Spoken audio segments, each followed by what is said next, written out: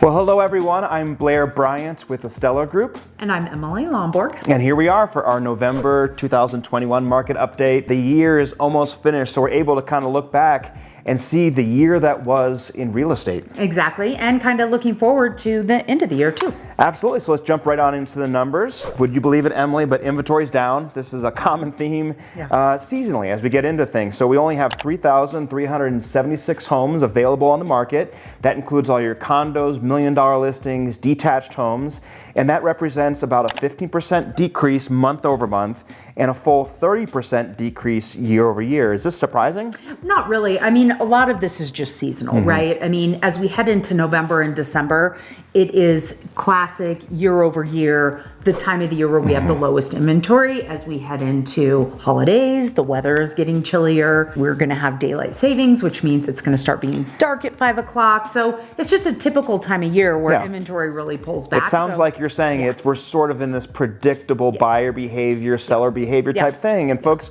it's true. We've had an incredible year in real estate. And the average home price right now is at $684,700. That's about equal with where we're at in October, and it represents a almost 10% increase year over year. I think looking into the stat, it speaks a little bit about how the market is actually behaving right now.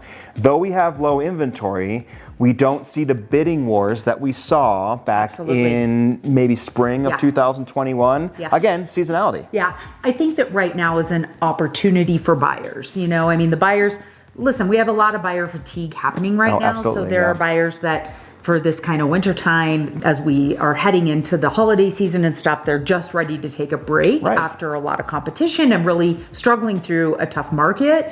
And so there's maybe opportunity for buyers who are sticking it out to, you know, not have as much competition in the market. Even though inventory's down, maybe not as much competition. Yeah, and we're still seeing the most pressure between homes priced $500,000 to $750,000. That's right in that average. If you're below $500,000, you can expect bidding wars probably. You don't have a lot of selection out there, buyers, but it is an opportunity right now to get into a market where you're not going to see the multi-offers, because what happens, seasonally speaking, is we're going to calm down here through Thanksgiving, Christmas, and the holidays, and then we're going to get into a January market where inventory will likely dip again, and we'll start seeing that increase in prices. Just as a bit of note, if you look back at the average home prices, back in April of 2021, we were basically at the same price, $674, but we spiked in July of this year at $728,385. So it's likely that we'll see prices go back again up once we hit January. Exactly. I mean, that's kind of how our market works. In the first 6 months of the year is really when you get all of your appreciation and you really grow your equity. Over the summer, it kind of pulls back a little bit.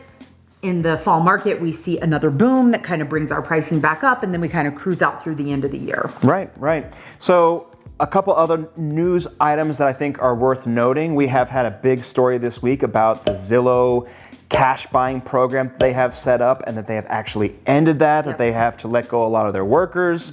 What does this mean for real estate if you're a buyer, seller? What does it mean? Well, I think that basically what they figured out is, you know, Zillow was going off the algorithm method. Like, we're going to come into the market. We have a formula. Our formula is going to work across the market. We're going to buy all these homes. We're going to sell them. We're going to make a profit. And they figured out it didn't work. You know, having the human realtor involved to really the expert in the market, in pricing, in the nuances of the different neighborhoods really has a lot of value. And I think that's just been proven by the fact that this iBuyer program is coming to and a lot of those homes that basically are sitting on the market are in these overinflated markets of Phoenix, Mesa, Arizona. I think we saw a couple of those places down toward the southeast. I think it represents the fact that the market's a little bit overinflated right now, and we're going to see the value of pricing. We're going to see the value of having a realtor who really knows a neighborhood and an area. That's why getting involved with a buyer agent is really, really important, so that you feel in control a little bit of your situation.